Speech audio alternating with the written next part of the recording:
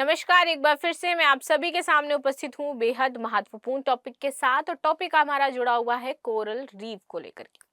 देखिए, coral reef आपको mostly समुद्र तट में पाई जाती हैं, समुद्री क्षेत्रों में आपको देखने को मिलेंगी।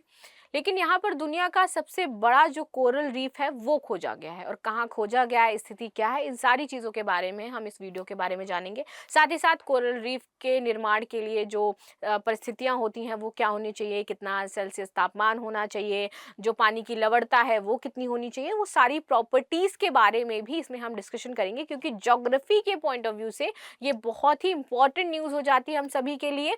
और कोरल रीफ्स हम पढ़ते भी हैं जब हमारा ज्योग्राफी का सेगमेंट आता है। क्योंकि जो समुद्री पारिस्थितिकी तंत्र की यदि मैं बात करूं तो उसमें कोरल रीफ्स आपकी बहुत ही महत्वपूर्ण भूमिका निभाती हैं। ठीक है, तो इसीलिए इसके बारे में जानना हमारे लिए इंपॉर्टेंट हो जाता है।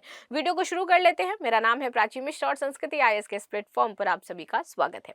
इससे पहले आप सभी के लिए मेरी स्माइल से तो समझ ही गए होंगे एक इम्पॉर्टेंट न्यूज़ है। मेरे को इसके लिए कमेंट आते, बच्चे कहते हैं मैम मुझे याद हो गया है ये कि कौन से डेट को बैच शुरू होने वाला है।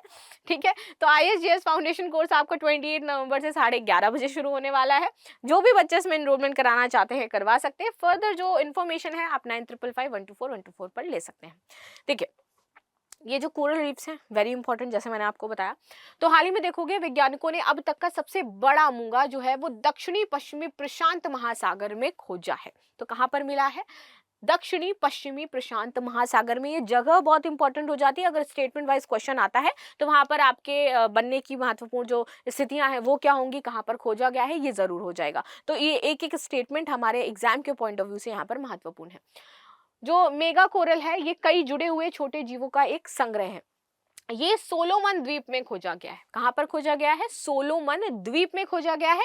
ये द्वीप ऑस्ट्रेलिया से लगभग 2000 किलोमीटर उत्तर पूर्व में स्थित हो जाता है। तो इस द्वीप का नाम जरूर याद रखिएगा। कहां पे है ये? तो ऑस्ट्रेलिया से लगभग 2000 किलोमीटर उत्तर पूर्व में स्थित हो जाता है। ये 300 वर्ष से अधिक पुराना बताया जा रहा है कि ये जो कोरल रीफ है ये 300 वर्ष पुराना कोरल रीफ है। अच्छा, 300 वर्ष तक यहाँ पर कोई बहुत एक्सेसिव लेवल की मानव हस्तक्षेप गतिविधियां नहीं हुई। इसी वजह से ये इतनी अच्छी तरीके यहाँ पर फला और फूला और बढ़ा। अगर यहाँ पर मानव गतिविधियां बहुत ज्यादा होती तो शायद ये कोरल रीफ इतना ज्यादा समृद्ध नहीं हो पाता। क्योंकि मानव गतिविधियां क्या करती हैं? पारिस्थितिकी तंत्र को हमेशा बिगाड़ती ही हैं। यदि मैं बात करूं, वैसे मानव को प्रकृति का संरक्षक होना चाहिए, लेकिन हम प्रकृति के भक्षक बन चुके हैं। इसीलिए हम चाहे COP 29 28 हो, पेरिस समझौता हो, उसका भी कहीं कहीं पालन नहीं ही करते हैं। क्या, चलिए आ जाते हैं अपने टॉपिक पर। खोजकर्ता के अनुसार कोरल जिन्होंने खोजा है उनका कहना है कि कोरल को देख करके मुझे ऐसा लगा जैसे पानी के नीचे कोई बड़ा सा कैथेड्रल चर्च हो। ये इतना विशाल था। ठीक है, इनका कहना है कि ये अपना ब्लू व्हेल से भी बड़ा है। इसकी जो चौड़ाई है वो आपकी 34 मीटर की है, लंबा ये 32 मीटर हो जाता है और इसकी ऊंचाई 5.5 मीटर की हो जाती है। आगे बात करते हैं कोरल के बारे में। आखिर होता क्या है? ये एक समुद्री क्या है? जीव है आपका। इस तरीके से इसे प्रवाल या मर्जान भी कहते हैं। ये आनुवांशिक रूप से समान जीवों से मिलकर बने होते हैं और जिन्हें पॉलिप्स कहा जाता है। प्रवाल और शैवाल का परस्पर संबंध होता है और ये दो चीजें ज्योग्राफी में बड़ी इंपॉर्टेंट होती हैं, बहुत जरूरी हैं, पढ़ी भी जाती हैं। इकोसिस्टम मेंटेन करने की यदि मैं बात करूं तो इन्वायरमेंट इकोलॉजी में ये बहुत ज्यादा इंपॉर्टेंट हो जाती है। तो बेसिकली इन्वायरमेंट इकोलॉजी वाला सेगमेंट जो है ना, वहां पर ये प्रवाल शैवाल वेरी इंपॉर्टेंट पढ़ते हैं हम इसको। प्रवाल शैवाल को प्रकाश संश्लेषण के लिए जरूरी यौगिक देता है जिससे अपना भोजन प्रिपेयर कर पाती हैं। इसके बदले में शैवाल प्रवाल को क्या देता है? कार्बोहाइड्रेट देता है। और यही आपकी कोरल रीफ्स हैं जो समुद्र के अंदर आपको चट्टानें देखने को मिलती है ना, वो इन्हीं की वजह से फॉर्मेट होती हैं, बनती हैं। ये कठोर संरचना वाले चूना प्रधान जीव होते हैं और इनके द्वारा छोड़े गए कैल्शियम कार्बोनेट, क्योंकि ये क्या करते हैं? कैल्शियम कार्बोनेट छोड़ते हैं। इसी से आपको क्या मिलेगा?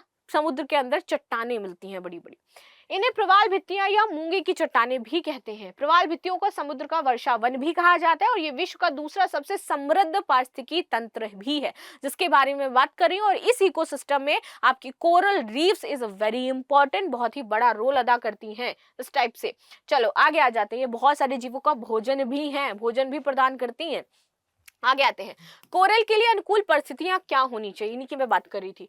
तापमान बात करूं तो तापमान यहाँ पर कितना होना चाहिए, ज्यादातर जो आपके कठोर कोरल पाए जाते हैं वो हैं आपके 23 डिग्री सेल्सियस से 29 डिग्री सेल्सियस के पानी में ही उभरते हैं, पनपते हैं।